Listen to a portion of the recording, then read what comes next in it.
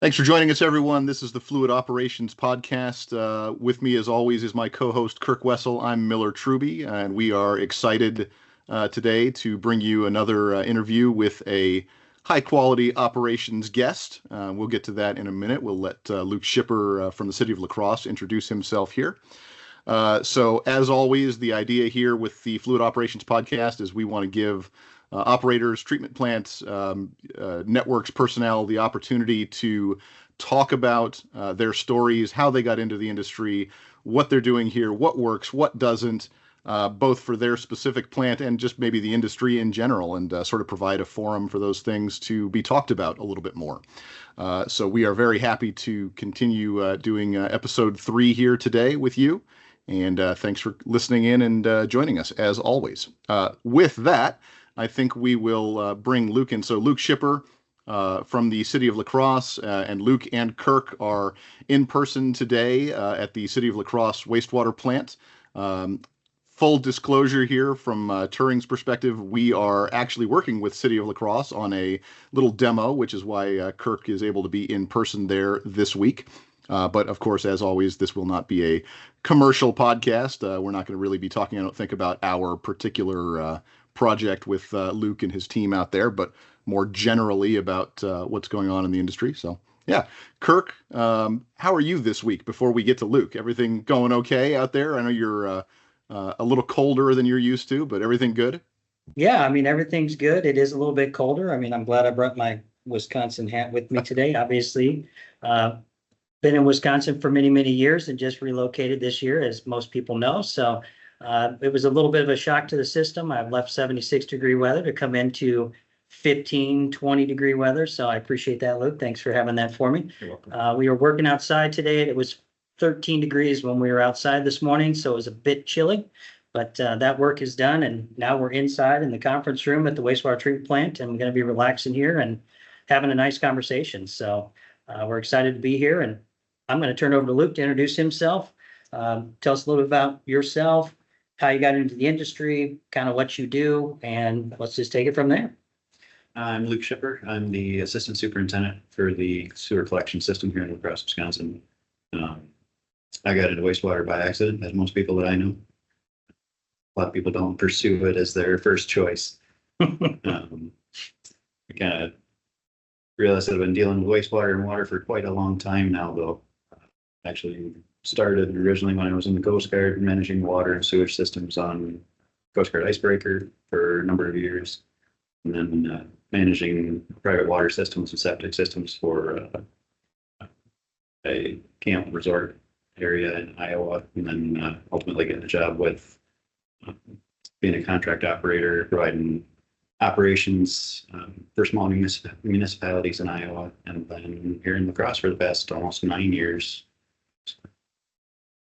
Excellent. That's super interesting. And that's, those shipboard water and wastewater systems have always been an interesting subject to me, because they are, same technology, but applied very differently, I think, from, the land-based systems that we're used to. That's how long were you in the Coast Guard? Was that a long? I was in the Coast Guard for 4 years. Okay. Interesting way to get into things and, learn that sort of skill or trade, if you will, and then apply it to municipal systems back on land. That's neat. We're in the water and sewage system on the icebreaker for a year, and then I was just a cook for the last 3 years, though, so didn't run the utility systems at that time. Fair enough. Yeah, I think from my understanding of those shipboard deployments in military or otherwise, I think you end up, we talk about people wearing a lot of hats in the municipal settings. I think that's, from my understanding, is even more of everybody wears every hat when you're aboard the ship. Everybody's got to be competent at everything.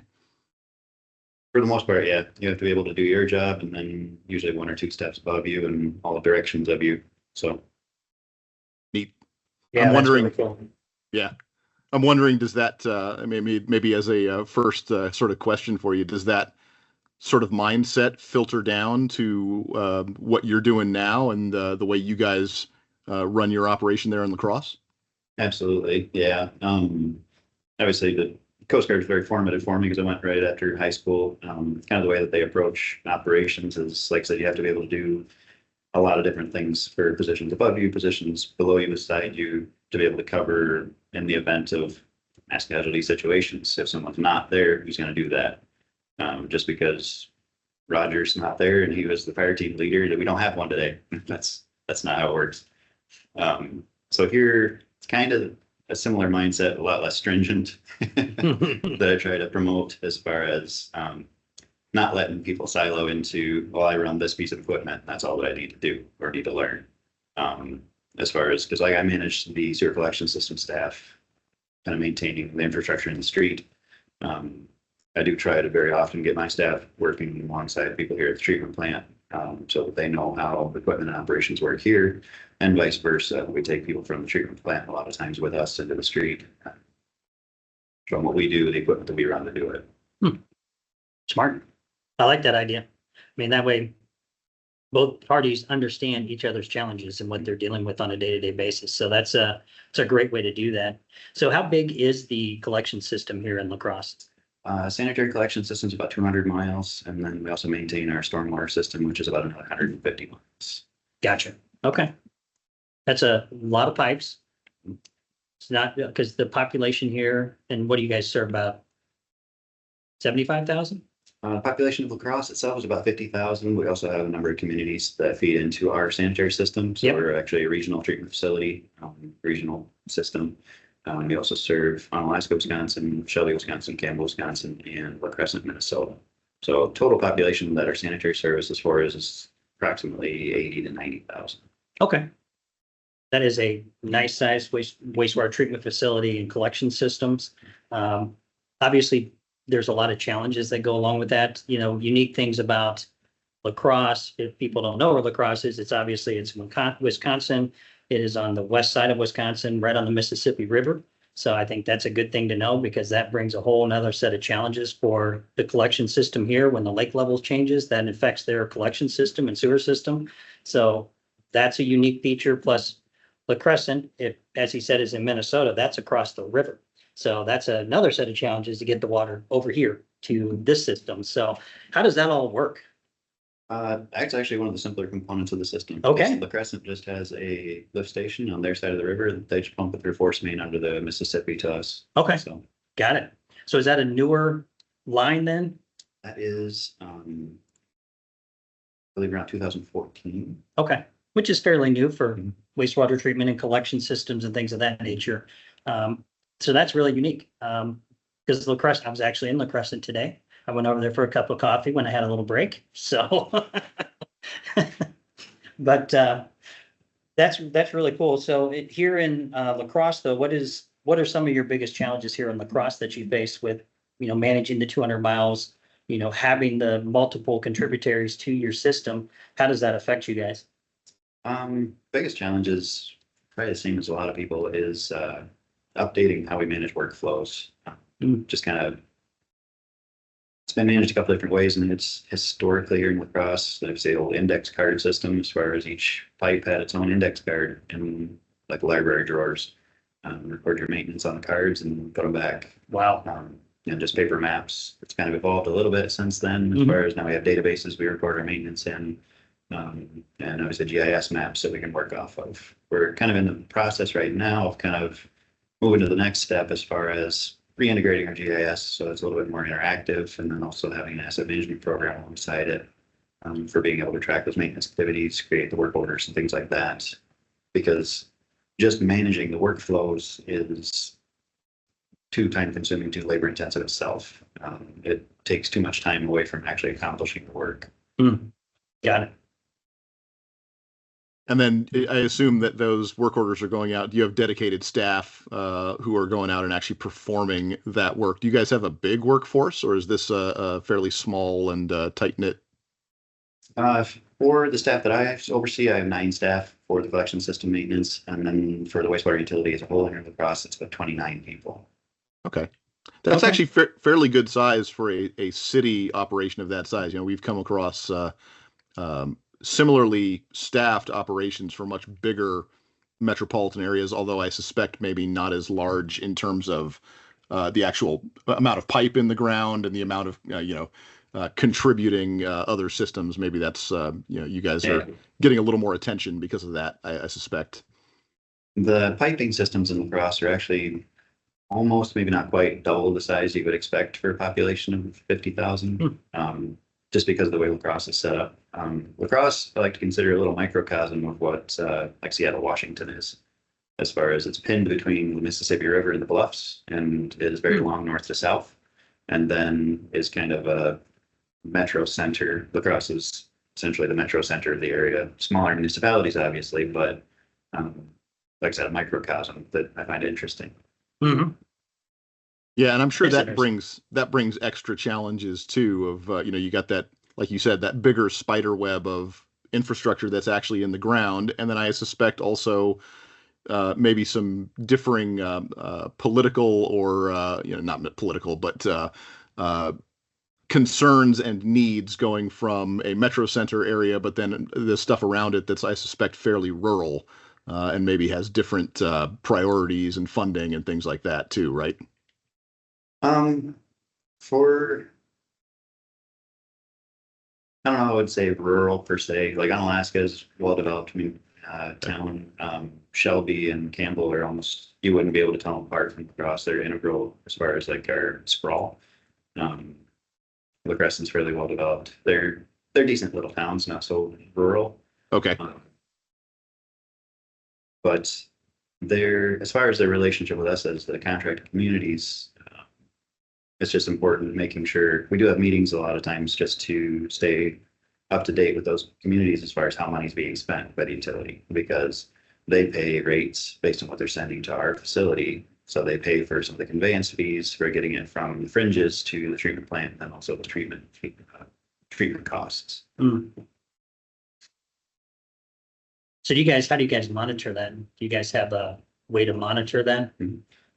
So each contracted municipality other than Shelby has a single metering point.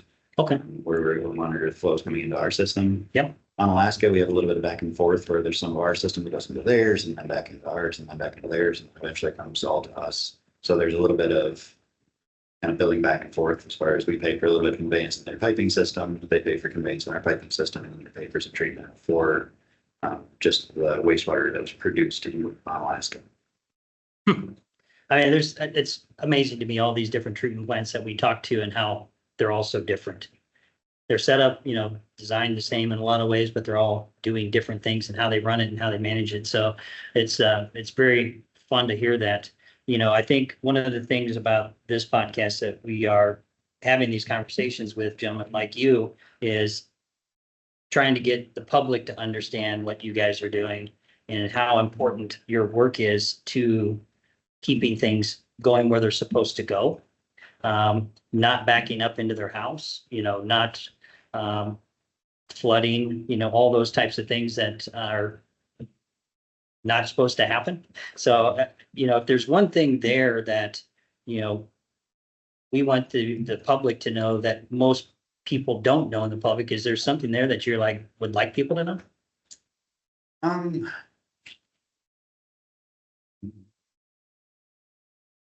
There's a lot of things. No pressure. We'll put you on the soapbox in front of the crowd. Honestly, the biggest problem that we see in the collection system and in lift stations and the treatment plant is flushable wipes.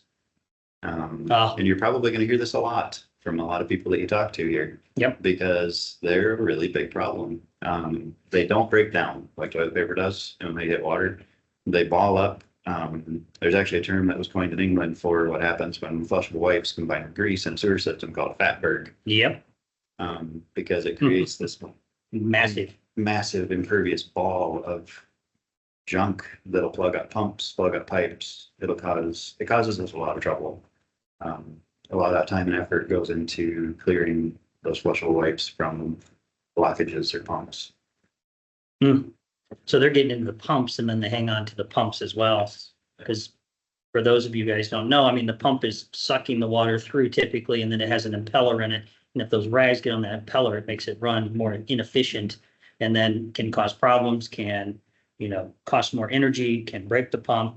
break the seals, all these different things with the pump. And then that pump is not cheap. Those pumps cost a lot of money to operate. They're very difficult to get in and out of these stations. So, I think those are things that we want people to understand is those wipes, as small as they are, if 1,000 people are dumping them down at the same time, that is a big undertaking, and these guys have to deal with that mess. And I've seen that many times, and you're right. I've heard that many, many times about the flushable wipes. If you can't put it in water and it doesn't start to dissolve within like 3 seconds or whatever, don't flush it. Yeah. There's all those types of things. But then I also, one of the craziest things, I was remodeling the house recently, and this is a funny story because I went to the store and I'm like, all right, we're looking for a new toilet, right? And we're in the wastewater industry. Why does the toilet manufacturer have on their side of their box, you can flush 82 golf balls down it or whatever the heck it said? I was like, well, who's going to do that? And why do I care that it can flush that many golf balls down it? Yeah. At least I'll try that. So that is a do not do. I just heard it. Yeah. So, but it's kind of the interesting marketing though, Yeah. catching what's hot, things of that nature. So, how does that impact you guys? Because marketing, how to get things out there, these flushable wipes are so popular. Yeah. How do we change that? What are your thoughts on that? I don't know. That's crazy. Really changing it goes way beyond like my scope of impact. Or really anybody working here in La Crosse, because changing it revolves around either consumer behavior changing or legislation changing. Gotcha. So either consumer behavior understands that it causes a problem that actually impacts them. Mhm. If they don't believe it impacts them, then they don't care. Correct. If they believe it impacts them, then you can actually get consumer involvement in that. Otherwise, legislation as far as saying you can't actually market these as flushable. That's a really good first step. Yep. Because you can get them down your toilet, but what happens in the sewer system is they act like sheep's wool. They stick to each other and then create one mass. Mhm. So Well, it sounds terrible. It does sound terrible, and this is certainly a complaint that we've seen and heard before, just kind of floating around in the industry. And I think my favorite suggestion, I don't remember where this came from, but it was somebody saying there should be something equivalent to jury duty. Every time the local municipality has to go down and scrape a wall of wet wipes off of the inside of the sewers, they should be pulling, 10 random people from the town who have to climb down into the manhole and do that. Which, that would change some minds, but also probably wouldn't be very popular. I think that would get some consumer involvement. Yeah. It would, yeah. No, realistically, I mean, it's hard too, because those are products that are trying to solve a completely different problem or serve a completely different market. And, what is the lever to make them care about the fact that those are bad for that downstream system? Because you're right. I think people have this idea that once they flush it, it's somebody else's issue. And I mean, I would love to say that I've never been guilty of that, but I'm sure I have at some point in my life just gone, you know what? That's somebody else's problem to deal with now. Maybe not necessarily in a sewer system, but in a lot of things in life. And it's a tough mindset to have, because there is somebody working on that system downstream of your house or your business or whatever, who, you're making their life a lot harder and a lot less pleasant with the actions that you're taking. It's hard to keep that in mind sometimes. Maybe that's like you said, the starting point is that sort of consumer outreach and consumer education, or alternatively, make it so that they're just illegal. Although regulation's tough these days, it's hard to regulate things like that. Oh, yeah. That's funny you bring that up, because one of my pet peeves is people throwing trash out the window. Mm-hmm. That drives me crazy, because someone has to pick that up. And I live on a street that has a corner, so people are throwing trash in my yard all the time. And I'm just like, oh, man, why do you do that? It takes 3 seconds when you get home to take it to your trash can. Yep. You should see the stuff we pull out of the catch basins, because we, like I said, maintain the storm collection system also. So all the drain inlets and curves, just the garbage we get out of catch basins is unreal. So that brings up a fun question, because we like to have fun on this show too. What is the craziest thing you guys have pulled out of the collection system here in the Crosse? The craziest stuff I pulled out has come from catch basins. Okay. Not from sanitary. Although the craziest thing I got out of the sanitary, we'll just go there really quick. It was actually a 2x8. It was a piece of a 2x8 that was stuck in a pump impeller. Wow. Absolutely no idea how anyone could get that into the sewer system. Because most of the time the pipe from the house to the street isn't more than 6 inches. Right. So I have no idea. That's got to be 6, 8. that's got to be somebody who lifted a manhole and dropped Yeah. it in or something like that, right? It had to come from a manhole opening somewhere, but still, that means that somebody got into the manhole and put a 2x8 in it. That is very interesting. That begs the question, why? Right, right. What else did they dump down there that day? But craziest stuff comes from catch basins. Okay. I've found bowling balls, landscaping stone, like Wow. the big blocks, Yeah. an umbrella stroller, full set of golf clubs, more IDs than I can count. Yeah, that one doesn't surprise me. Some a handful of bullets and some knives and things like that. So Wow. those are always fun. Then we have to call the cops and they have to come and look at them. And Yep. it really adds time to getting that catch basin done. Yeah, no doubt. Yeah, that's the sort of stuff that I think the public just doesn't know that those things, they don't just magically disappear. They No. end up somewhere and it becomes somebody's problem to get it back out of there. And yeah, if it's you see the people doing like river fishing with magnets and they're pulling, old grenades out of the river and that sort of same thing happens with the catchment basins. And yeah, it's I'm Well, sure. the fascinating thing to me about those catch basins is how did it get there? That it wasn't put in there, so there had to be a force of water that was able to pick it up and carry it there. That's the amazing part. I mean, the things that I just mentioned, they had to take the grate off of there to throw them into, just like the manhole with the 2x8. Oh, you think okay. They I would have got had you. to take that drain grate off to throw them in. Like, there's no way else they could have gotten in there. So people are using it as a trash can. Yes. Wow. Okay. That surprises me. That's a lot of effort. Somebody mad at their spouse's bowling habit, trying to get rid of the bowling ball by throwing it into the storm drain. That's the thought that crossed my mind, yeah. Especially with the golf clubs, actually, because it was a nice set of golf clubs. Oh, yeah, I can see that. So I'm like, there's way easier ways to get rid of a bowling ball. Just take it to the bowling alley and leave it. Yeah, right. Not like they're gonna say, no, you can't do that. Well, okay, so that kind of brings me to a question that I had wanted to ask. So we like to talk about the sort of the future, or maybe the present tense of this industry being around just better communication in general between teams internally, between larger municipal groups that might be working side by side, and then between, of course, the vendors and the actual end users, the municipalities. So, how does that communication work there at La Crosse? What does that look like for you guys when you have somebody on the field who finds a bowling ball in a catchment basin that needs some help or something like that? How does that work? Generally, just nuts and bolts on the ground communication day to day is either through our radios or cell phones, like staff to staff for things like that, needing help or needing a different piece of equipment to accomplish this task, etc.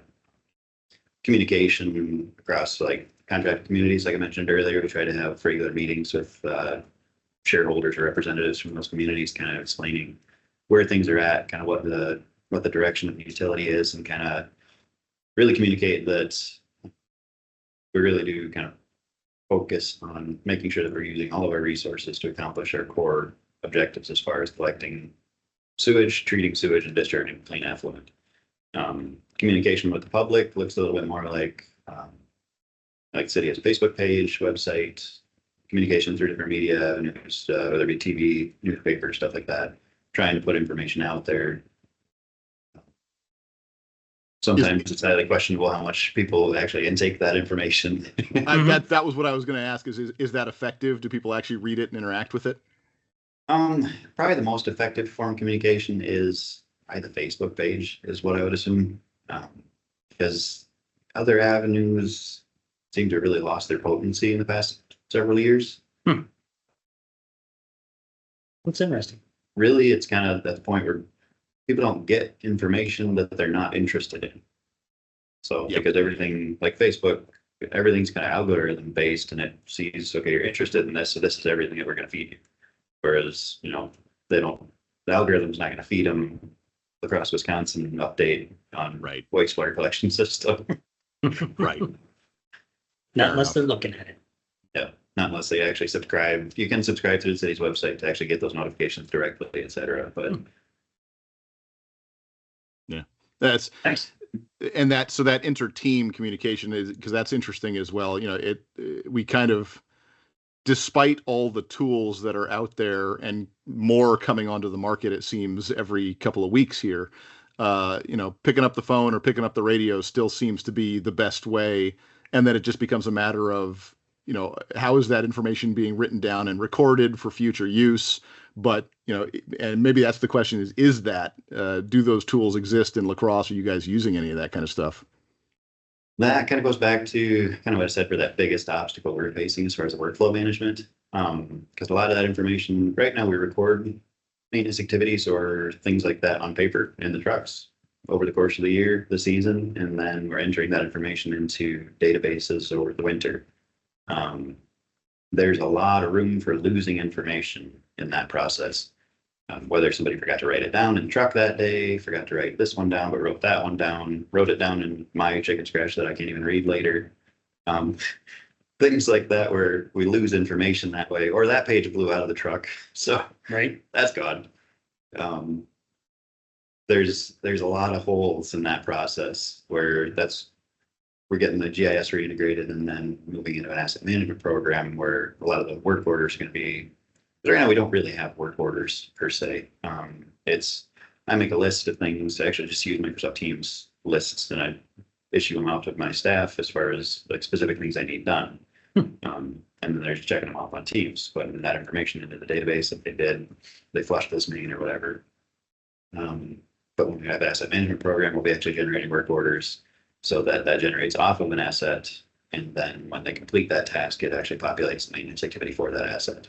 So, and they're being able to do that in the field as they do it.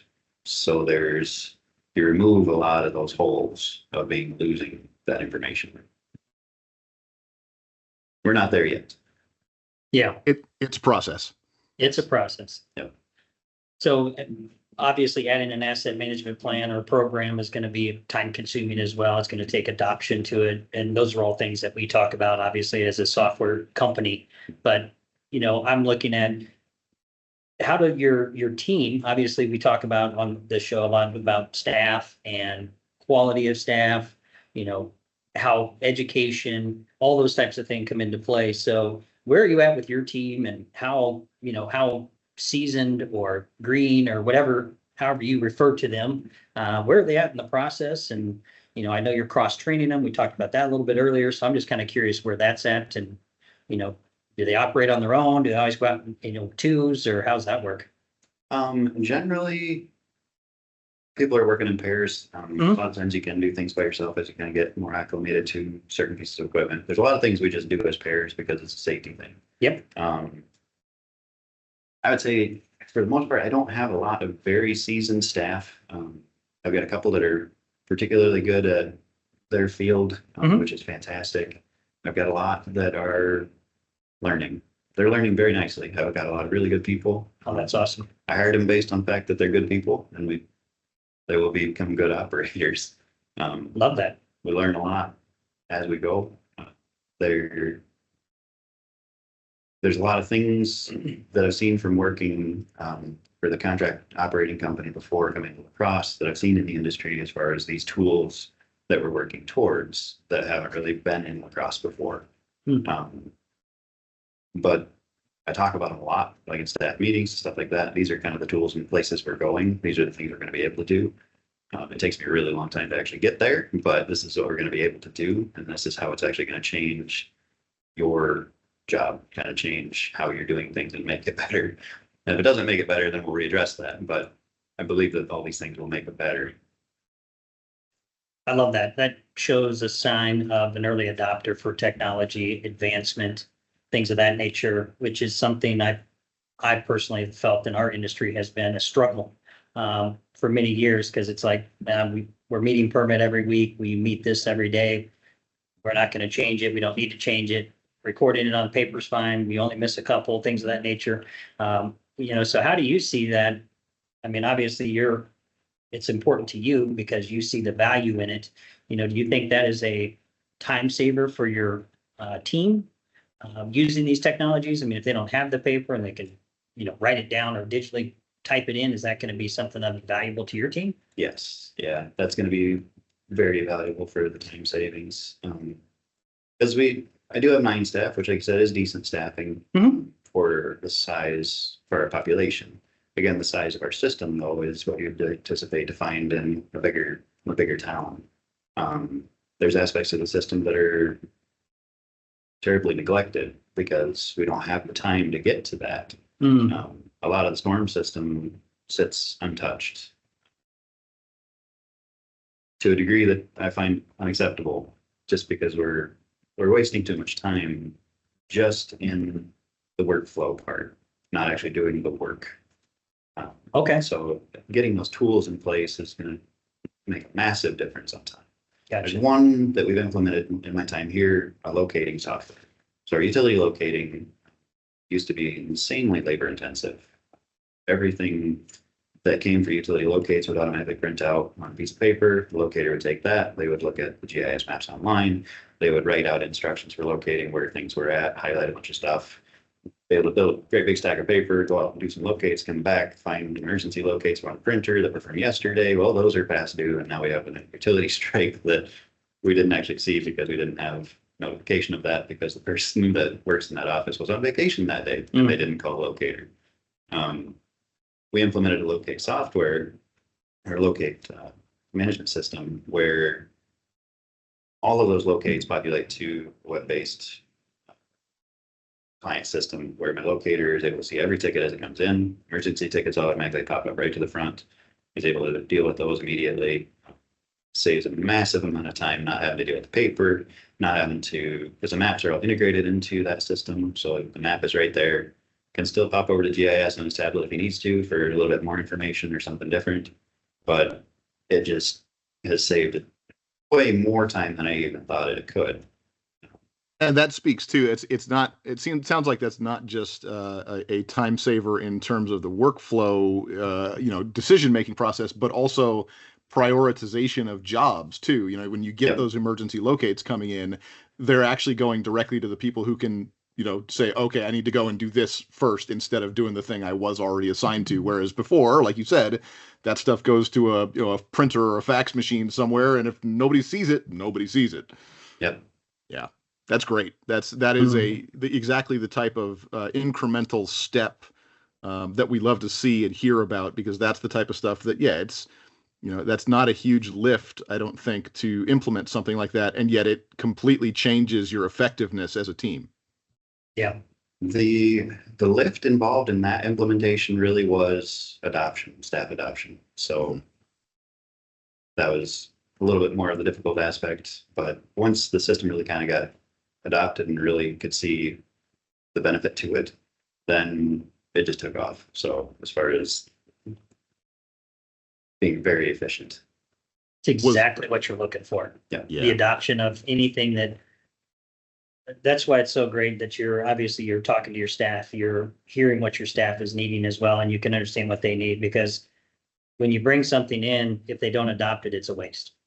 And like you said earlier, it takes a mountain, you have to climb a mountain to get this stuff approved and here and working.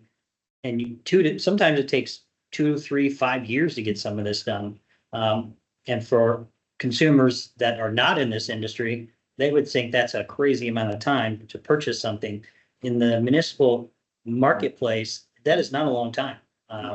Things move very slow. They're slow to adopt and things of that nature. And that's, I want people outside of our industry to understand that, because these utility operators, these utility supervisors, they want to make things happen now.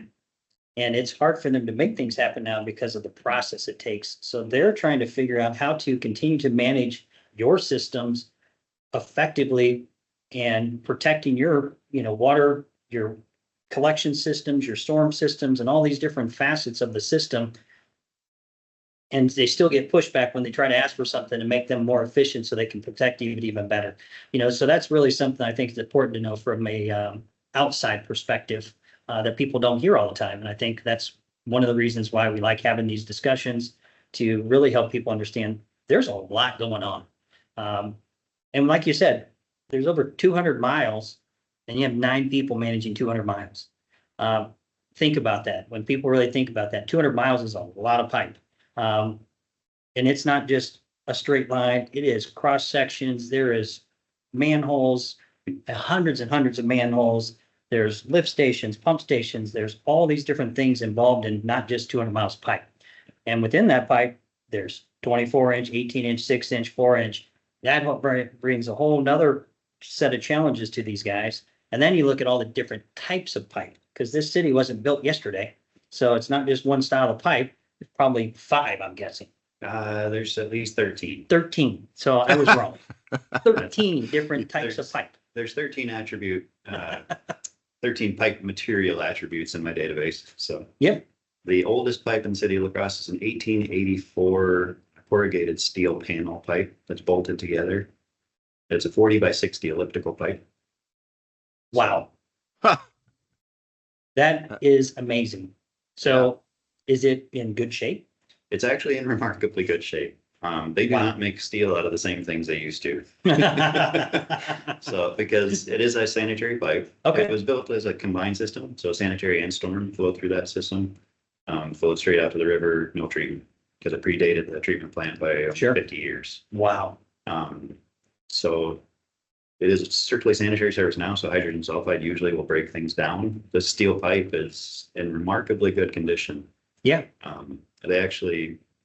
The invert or the bottom of the pipe is actually coated in tar, Okay. and not the type of tar you're going to buy at your Home Depot or Lowe's or anything like that. But I think they actually got it out of the dinosaur pits and slathered it on the bottom of this pipe in Wow. 1884.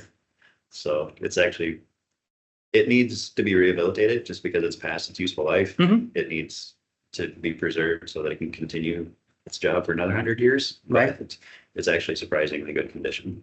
That is amazing. And those are kinds of stories I love. That's amazing. I agree, and it's not just because it's a cool story. It's also, it's a great example of the type of stuff that a municipal operator has to deal with that you wouldn't necessarily expect, and it might be hard to get education about. What was this thing? How was it built? How was it set up? What do I need to do to take care of it? Well, do those records even still exist? Going back that far, yeah, that's interesting. Those archives are gone. Yeah. That pipe runs right under state highways and is 30, 35 feet deep. It's a particularly heavy lift to rehabilitate that pipe. Yeah. Yeah. Absolutely. That'll be a That's big just job. one That's just one from that time frame. We've got lots of others that were brick or clay or there's some that were actually poured in place concrete pipe. Oh, okay. Those are very interesting. Because they're probably not very symmetrical. They're actually remarkable.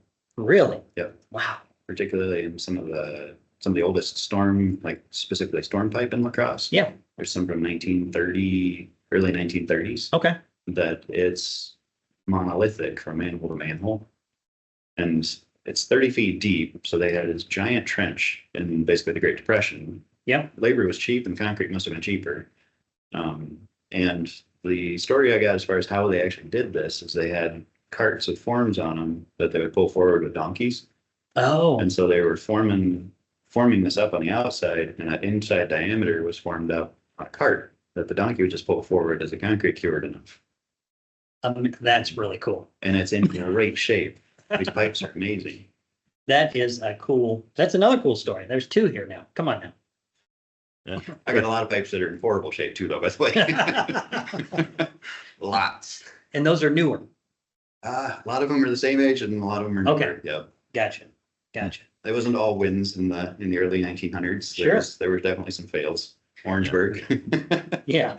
So all these pipes that you're talking about, and you say you have some in really bad condition, is there a certain type of material that gives you the biggest headache? Biggest headache is actually probably the 1950s to 1970s concrete pipe. Okay. Sanitary application. Gotcha. That's where we have the most problem. Hmm. You would think that it's going to be the older clay pipe from the late 1800s to the 1950s, but actually clay has its weaknesses. The joints are susceptible to roots and infiltration, etc. But it's a lot more manageable in those pipes than it is in the concrete, because the concrete will collapse a lot more than the clay pipe does. Yep. and has a lot more root problems and more infiltration problems. And also just the added effect of H2S just destroying concrete. Now, is that because concrete is more porous than clay? Is that what you, Yes. that's what I So would test it too as well, yeah. Make that- The vitrified clay pipe has excellent gas resistance and abrasion resistance. The concrete pipe does not. Its abrasion resistance is terrible, and the gas resistance is off the charts low. Gotcha. That's, I mean, again, it's just amazing to me with all the different 13 different types of pipes aging back to the 1800s and still in full operation today. I mean, that's phenomenal. I mean, that just talks about the craftsmanship of the people, how much they cared about what they were doing back in the day. Those are some pretty neat stories. You know, love hearing stories like that and how that, you know, works in your system today and how you guys have to learn and even knowing how to find the stories and hearing the stories. So obviously you had a mentor that was able to share those things with you, which is really awesome. So those are fun. Yeah, and we talk a lot about that, you know, concept of institutional knowledge transfer. Well, there's a great example, Kirk, of institutional knowledge transfer that you really can't control because, you know, if it was built 5 generations before you were born, yeah, you can pretty much assume that those records either don't exist or may just not be very useful to you in 2025. Yeah, for sure. It's an interesting problem. Absolutely. So look, we're getting, you know, towards the end of having this conversation, which we, again, can't thank you enough for being a part of this. You know, is there any questions you have for us as far as what we do, things of that nature? I think I asked you most of those off camera. Fair enough. We have spent some time together. I agree. There's, if I could make a comment about just wastewater in general, my favorite thing about wastewater is the community aspect of it. So wastewater operators, I find, are very strange individuals. We have a tendency to become very passionate about what we do. Not everyone per se, but a lot of people in wastewater get very passionate and kind of have this communal understanding of, you know, I, for instance, maintain the collection system in La Crosse, and then we treat 10 million gallons of sewage a day that discharges to the Mississippi River. 10 million gallons into the Mississippi River. The Mississippi River doesn't care about that. That's almost a completely pointless amount of water. But that small amount of water from La Crosse, Wisconsin, taken along with every other municipality along the waterway, including Twin Cities, everything all the way along, all the operators doing their jobs in their own towns, creates a massive impact just for public health, for environmental impact.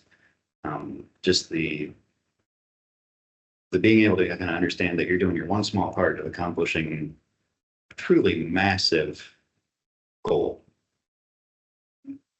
Yeah. It's like a brotherhood almost. I mean, I totally understand that because we see that all the time. You know, one of the things when I first got into this industry that I noticed is almost every single wastewater treatment plant you go to is immaculate because people don't like the scent of them, you know, per se, which has been getting better and better all the times. There are way better, you know, odor control systems out there that they're taking care of things of that nature. But, you know, they really take care of the process. They understand, you know, even like your trucks, you know, we talked about that. You guys manage your trucks to where you clean them, you maintain them, you wax them, you know, you're taking care of these things because yes, you drive them every day, but we understand that the ratepayers, you know, we need those trucks to do our job, but we take care of them because we don't want to have to rebuy them every 2 years because they're destroyed. We're trying to keep them as long as we possible to maximize the ratepayers' dollars as they come into this plant. So those are the types of things that you don't hear every day, that you don't see every day, that people don't even think about. But, you know, every time I've been into this plant, and I've been here many times over the years, there's a truck in that system in the garage, and it's usually being cleaned. You know, even though it's out getting wastewater all over it, they bring it back and they clean it because that's how you make things last longer. They're maintaining it and things of that nature. So kudos to the city of La Crosse and how they, and all this whole team and how they, you know, really work together to make that happen. I think that's really, there's some uniqueness there. Yeah, I love that. And, you know, the trucks cruising around and the people out, the staff members out doing jobs out in and amongst the city. They're the face of the institution for a job that most people don't ever really get to see or understand. Like we talked about, again, going back to why did we start this podcast in the beginning? Because, nobody, well, not nobody, but very few people talk about this type of stuff and want to hear about it. And we think it's interesting, obviously serving this marketplace as well as we do in our day jobs. But it's also just interesting to hear some of the stories and the struggles and the stuff that doesn't get said necessarily to the general public, and not in a not because anybody's trying to hide it, but just because these are pieces of infrastructure that I think people just wish they didn't have to exist. They're a necessary thing that people don't want to talk about and look at. And the reality is they're being run by some great people who are working hard to keep stuff running that otherwise would be a disaster if it wasn't there, or if it was allowed to fall apart. So yeah, I love that, what you said, Luke, about the community of wastewater staff and operators and municipal employees who are out here, and everybody thinking about trying to do the best they can as a large scale community across this entire industry. And to kick it, dragging and screaming or drag it, kicking and screaming is what I mean, into the modern age, I think. Cool. Yeah. Anything else you have? Any other closing thoughts? Not for me. Not from you? Okay. Any other questions, Miller? I think we covered everything I had wanted to and hoped to hear from Luke, and we very much appreciate the opportunity to talk to you and hear the story of the city of La Crosse and what you guys are doing out there. It's always interesting. So thank you for coming on with us. Yeah. Thanks for having me. Yeah, I definitely appreciate it. I definitely appreciate you allowing us to use your conference room and setting this all up in the conference room. People are walking by probably wondering what we're doing in here, but that's a surprise. We're not going to tell. So, but no, it's been great. Love Wisconsin. Love being up in here with you guys. It's nice and cold today, so it's good to get that breeze coming through every once in a while to remind me why I moved to South Carolina. But I won't say that out loud. You can say it once you're on the plane. Right, I can say it once I'm on the plane. So no, but we do really appreciate you being on the podcast. We will just continue. Hopefully you'll continue to listen. Hopefully people will continue to listen. Hopefully we'll have more guests. And this will continue to develop into something cool that people want to listen to. And, the public will start listening to it more and more, and they'll start learning more about all the different systems across the country, because we're trying to interview, operators at all levels, all over the country, in all these different areas, rural, municipal, whatever it is. We just want to have those conversations, see what your challenges are, what you're doing. Is there something out there that maybe, you heard from today that Luke can, maybe you can give him a call or reach out to him, because he's in the city of La Crosse. He's, I know that, like he talked about, he wants to, do his part, but he wants to help other people do their part if they have challenges or questions. And, that cross collaboration that we always talk about in this industry is pretty amazing. So with that, I'll let you close it out, Miller, and thanks again, Luke. Yeah, thank you very much, Luke, and thank you, Kirk, as always, for being the wonderful co-host that you are, doing the hard work out there in the field, and actually doing in-person interviews for the last two episodes. So, yeah, if you like this, we very much appreciate you tuning in and listening to it. You can find the Fluid Operations podcast on YouTube and Spotify, and we think likely some other platforms coming soon. Episodes coming out about every 4 weeks for the remainder of this year is what we're expecting. Should have some more good interviews with other treatment plant operators and networks personnel coming out in the next few months. We're very excited about that. So thanks for tuning in. Thanks for listening, and we will see you again next time.